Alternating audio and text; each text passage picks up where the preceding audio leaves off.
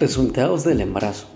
Algunos resultados más comunes con hidramios incluye el peso al nacer mayor a 4.000 gramos, parto por cesárea y, lo que es más importante, mortalidad perinatal. Los embarazos con hidramios idiopáticos se asocian con el peso al nacer que superan los 4.000 gramos, en casi el 25% de los casos, y la probabilidad parece ser mayor si el hidramio es moderado o severo. Una razón de esta asociación es que los fetos más grandes tienen mayor producción de orina, en virtud de su mayor volumen de distribución, y la orina fetal es el mayor contribuyente al volumen del líquido amniótico. Las tasas de parto por cesárea también son más altas en los embarazos con hidramios idiopático, con tasas reportadas de 35 al 55%. Una pregunta no resuelta es si el hidramio solo aumenta el riesgo de mortalidad perinatal. Algunos estudios no han encontrado aumento de las tasas de muerte fetal o neonatal con hidramios idiopáticos, mientras que otros muestran un mayor riesgo.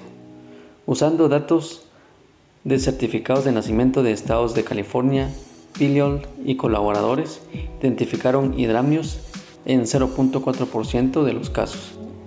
Embarazos no anómalos y embarazos afectados tuvieron significativamente mayores tasas de muerte fetal a las 37 semanas. El riesgo de muerte fetal fue 7 veces mayor en embarazos con hidramios. A las 40 semanas este riesgo fue más de 10 veces mayor, 66 por cada 10.000 nacimientos comparados con 6 por cada 10.000 sin hidramios. Los riesgos parecen agravarse cuando un crecimiento restringido del feto se identifica con hidramios. La combinación también tiene una reconocida asociación con la trisomía 18. Cuando se identifica una causa subyacente, el grado de hidramios ha sido asociado con la probabilidad de parto prematuro, el recién nacido en edad gestacional pretérmino y la mortalidad perinatal. Sin embargo, el hidramio idiopático generalmente no se asocia con nacimientos prematuros. Manejo. Como se identificó con anterioridad, el tratamiento se dirige a la causa subyacente. Ocasionalmente, el hidramio severo puede resultar en un temprano trabajo de parto o el desarrollo del compromiso respiratorio de la madre. En tales casos, puede ser necesaria una amniocentesis de gran volumen, denominada amniorreducción. La técnica es similar a la de amenorresis genética descrita en el capítulo 14. Una diferencia es que generalmente se hace con una aguja más grande, 18 o 20, y se usa el recipiente evacuador o una jeringuilla más grande. Alrededor de 1.000 a 2.000 mililitros de líquido se retiran lentamente en 20 a 30 minutos, dependiendo de la severidad del hidramio y la edad gestacional. El objetivo es restaurar el volumen del líquido amniótico al rango normal superior. El hidramio lo suficientemente severo como para necesitar una amniorreducción casi invariablemente tiene una causa subyacente, y es posible que se requieran procedimientos de amniorreducción subsecuentes con frecuencia semanal o incluso bisemanal. Alrededor de 1.000 a 2.000 mililitros de líquido se retiran lentamente en 20 a 30 minutos, dependiendo de la severidad del hidramio y la edad gestacional. El objetivo es restaurar el volumen del líquido amniótico al rango normal superior. El hidramio lo suficientemente severo como para necesitar una amniorreducción casi invariablemente tiene una causa subyacente, y es posible que se requieran procedimientos de amniorreducción subsecuentes con frecuencia semanal o incluso bisemanal. En una revisión de 138 embarazos únicos que requieren amniorreducción para hidramios, se identificó una malformación gastrointestinal fetal en un 20%, una anomalía cromosómica o una condición genética en casi un 30% y una anomalía neurológica en un 8%. En solo el 20% de los casos el hidramio fue idiopático. El procedimiento inicial de amniorreducción en esta serie se realizó a las 31 semanas de gestación, y la edad gestacional media al momento del parto fue de 36 semanas. Las complicaciones dentro de las 48 horas a la amniorreducción incluyeron el parto en 4% y ruptura de membranas en 1%. No hubo caso de coramnioitis, desprendimiento de la placenta o bradicardia que requirieran el parto. Oligohidramios. Esta es una cantidad anormalmente disminuida de líquido amniótico. El oligohidramio complica aproximadamente del 1 al 2% de los embarazos. Cuando no se identifica una bolsa medible de líquido amniótico, puede usarse el término de anhidramios, a diferencia del hidramios, que a menudo es leve y confiere un pronóstico benigno en ausencia de una etiología subyacente. El oligohidramio siempre es motivo de preocupación, ya discutido en la página 231. El diagnóstico ecográfico de oligohidramios generalmente se basa en un índice de líquido amniótico de menos de 5 centímetros o una bolsa de mayor contenido de líquido amniótico por debajo de 2 centímetros. Usando el nomograma de Moore, el umbral del índice de líquido amniótico de 5 centímetros está por debajo del percentil 2.5 a lo largo del segundo y tercer trimestre.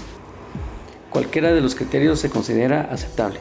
Sin embargo, el uso del índice de líquido amniótico en lugar de la bolsa de mayor contenido de líquido identificará más embarazos que tengan oligohidramios sin evidencia de mejoría en los resultados del embarazo.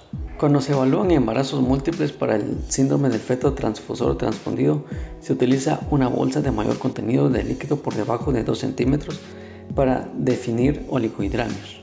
Etiología.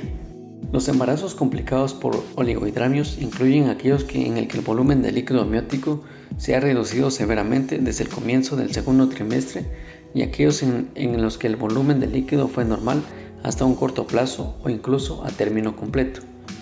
Los pronósticos dependen en gran medida de la causa subyacente y por tanto varía. Cada vez que se diagnostica oligohidramios se convierte en una consideración importante en el manejo clínico. Oligohidramios de inicio temprano. Cuando el volumen de líquido amniótico disminuye anormalmente desde el inicio del segundo trimestre, puede reflejar una anomalía fetal que imposibilita la micción normal o puede presentar una anomalía placentaria suficientemente grave para perjudicar la perfusión. En cualquier circunstancia, el pronóstico es malo. Las membranas rotas deben excluirse y se realiza una ecografía dirigida a evaluar anomalías fetales y placentarias. Oligohidramios después de la mitad del embarazo. Cuando el volumen de líquido amniótico disminuye anormalmente a fines del segundo o el tercer trimestre, a menudo se asocia con restricción del crecimiento fetal, con una anomalía placentaria o una complicación materna, como preeclampsia o enfermedad vascular. La causa fundamental en tales casos es frecuentemente la insuficiencia uteroplacentaria, que puede impedir el desarrollo del crecimiento fetal y reducir la producción de orina fetal.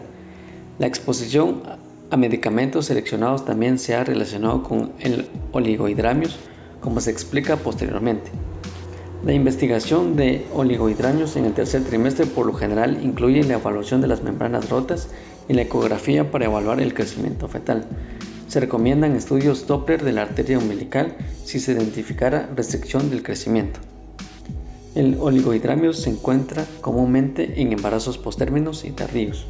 Magan y colegas de trabajo encontraron que el volumen de líquido amniótico disminuyó aproximadamente 8% por semana más allá de las 40 semanas. Anomalías congénitas. Aproximadamente a las 18 semanas, los riñones fetales son el principal contribuyente al volumen de líquido amniótico. Anomalías renales seleccionadas que conducen a la ausencia de la producción de orina fetal incluyen agenesis renal bilateral, riñón displásico multiquístico bilateral, agenesis renal unilateral con un riñón displásico multiquístico contralateral y la forma infantil de la enfermedad renal poliquística autosómica recesiva. Las anomalías urinarias también pueden dar como resultado oligohidramios debido a la obstrucción de la salida de la vejiga fetal. Ejemplos de esto son las válvulas uretrales posteriores, atresia uretral o estenosis, o el síndrome de microcolon megaquístico con hipoperistalsis intestinal. Complejas anomalías congénito-urinarias fetales como la cloaca persistente y la sirenomelia, de manera similar, pueden provocar una falta de líquido amniótico. Muchas de estas anomalías renales y urinarias son discutidas y representadas en el capítulo 10. Si no hay líquido amniótico visible más allá de mediados del segundo trimestre debido a una etiología genitourinaria, el pronóstico es extremadamente malo, a menos que la terapia fetal sea una opción. Los fetos con obstrucción de la salida de la vejiga pueden ser candidatos para que se les realice un shunt vesicoamniótico. Medicación. El oligohidramios se ha asociado con la exposición a medicamentos que bloquean el sistema renina-angiotensina. Estos incluyen inhibidores de la enzima convertidora de angiotensina, bloqueadores de los receptores de la angiotensina y medicamentos antiinflamatorios no esteroideos. Cuando se toman en el segundo o tercer trimestre, inhibidores de la enzima convertidora de angiotensina y bloqueadores del receptor de la angiotensina pueden crear hipotensión fetal, hipoperfusión renal e isquemia renal, con insuficiencia renal anúrica posterior. También se ha descrito hipoplasia ósea del cráneo fetal y contracturas de las extremidades. Los antiinflamatorios no esteroideos pueden estar asociados con la constricción del conducto arterioso fetal y con una menor producción de orina fetal. En recién nacidos, su uso puede provocar insuficiencia renal aguda y crónica. Estos agentes se analizan en el capítulo 12. Resultados del embarazo. El oligohidramio se asocia con resultados adversos del embarazo. Cauce y colegas encontraron que un índice de líquido amniótico menor a 5 centímetros complicó el 2% de los embarazos sometidos a ecografía en el hospital Parkland después de la semana 34 de gestación. Las tasas de malformación fetal fueron elevadas en aquellos con oligohidramios. Incluso en su ausencia, las tasas de muerte fetal, la restricción del crecimiento y el patrón de frecuencia cardíaca no tranquilizador y el síndrome de respiración de meconio fueron mayores que en embarazos no afectados. Petrosella y asociados informaron que un índice de líquido amniótico menor a 5 centímetros identificado entre 24 y 34 semanas se asoció con un incremento de riesgo de muerte fetal, nacimiento prematuro o espontáneo o médicamente indicado, anomalías del patrón de la frecuencia cardíaca y restricción del crecimiento. En un metaanálisis que comprende más de 10.000 embarazos, las mujeres con oligohidramios tenían un riesgo 2 veces mayor para parto por cesárea por sufrimiento fetal y un riesgo 5 veces mayor para una puntuación de Apgar menor a 7 a los 5 minutos en comparación con los embarazos con un índice de líquido amniótico normal. Como se discutió, la evidencia sugiere que si el oligohidramios es definido como un índice de líquido amniótico menor a 5 centímetros en lugar de una bolsa de mayor contenido de líquido de menor o igual a 2 centímetros, más embarazos se clasificarán como tales. Una revisión de estudio que abarcan más de 3.200 embarazos de alto y bajo riesgo compararon los resultados según la definición que fue utilizada. Las tasas de parto por cesárea, admisión neonatal en la unidad de cuidados intensivos, pH de la arteria umbilical menor a 7.1 o la puntuación de Apgar menor a 7 a los 5 minutos fue diferente entre los grupos. Usando los criterios del índice de líquido amniótico, sin embargo, el doble de los embarazos fue diagnosticado con oligohidramios. En este grupo hubo una duplicación de la tasa de inducción del parto y un aumento del 50% en la tasa de parto por cesárea por sufrimiento fetal. Kiel y colegas en el 2016 realizaron un ensayo prospectivo con más de 1.000 embarazos a término en lo que las mujeres con oligohidramios, definido por un índice de líquido amniótico menor a 5 centímetros o una bolsa de mayor contenido de líquido de menor de 2 centímetros. Se asignaron al azar a la inducción del parto o conducta expectante. Significativamente, más embarazos fueron diagnosticados con oligohidramios usando el criterio de índice de líquido amniótico del 10% comparado con el 2%, cuando se utilizó la bolsa de mayor contenido de líquido. Esto llevó a una tasa más alta de inducción del parto en el grupo del índice de líquido amniótico, pero sin diferencia en los resultados neonatales. Hipoplasia pulmonar. Cuando la disminución del líquido amniótico se identifica por primera vez antes de la mitad del segundo trimestre, particularmente antes de las 20 a 22 semanas, la hipoplasia pulmonar es una preocupación importante. La etiología subyacente es un factor importante en el pronóstico de tales embarazos. El oligohidramios secundario severo a una anomalía renal generalmente tiene un pronóstico letal. Si un hematoma placentario o la erupción crónica es lo suficientemente grave como para dar lugar a oligohidramios, la secuencia crónica de oligohidramios repentino también causa restricción del crecimiento. El pronóstico para esta constelación es igualmente malo. El oligohidramios que resulta de la rotura de la membrana en el segundo trimestre se revisa en el capítulo 42. Manejo. Inicialmente, una evaluación de las anomalías y el crecimiento del feto son esenciales.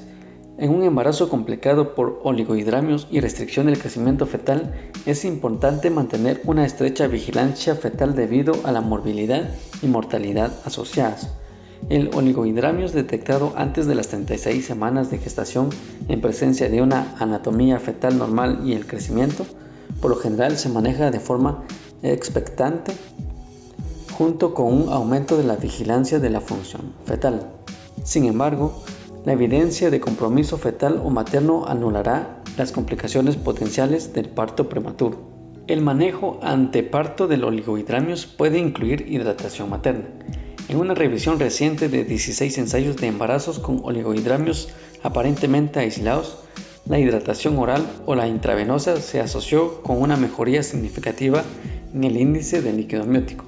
Sin embargo, no estaba claro si esto se tradujo en mejores resultados del embarazo. La amioinfusión, discutida en el capítulo 24, puede ser usada intraparto para ayudar a resolver las desaceleraciones variables de la frecuencia cardíaca fetal. No se considera tratamiento para oligohidramios per se, aunque las desaceleraciones se presumen secundarias a la compresión del cordón umbilical resultante de la falta de líquido amniótico. La amioinfusión no es el tratamiento estándar para otras etiologías de oligohidramios y generalmente no se recomienda. Oligohidramios borderline. El término borderline, índice de líquido amniótico o borderline oligohidramios es un tanto polémico. Por lo general, se refiere a un índice de líquido amniótico entre 5 y 8 centímetros. Hasta mediados del tercer trimestre, un valor del índice de líquido amniótico de 8 centímetros está por debajo del percentil 5 en normogramas de Moore. Petrocella y colegas en el 2011 encontraron que los embarazos entre 24 y 34 semanas con un índice de líquido amniótico entre 5 y 8 centímetros no era más probable que aquellos con un índice de líquido amniótico superior a 8 centímetros que se complica con hipertensión materna, muerte fetal o muerte neonatal. Dicho esto, las tasas más altas de parto pretérmino fueron encontradas en el parto por cesárea a causa de un patrón de frecuencia cardíaca fetal no tranquilizador y por restricción del crecimiento fetal. Wood y colegas informaron de manera similar una tasa más alta de restricción del crecimiento fetal en embarazos con un índice de líquido amniótico límite. Por tanto, los resultados de evaluación de las consecuencias del embarazo con un índice de líquido amniótico límite han sido mixtas. Megan y asociados concluyeron que esa evidencia es insuficiente para apoyar las pruebas fetal o el parto en esta situación.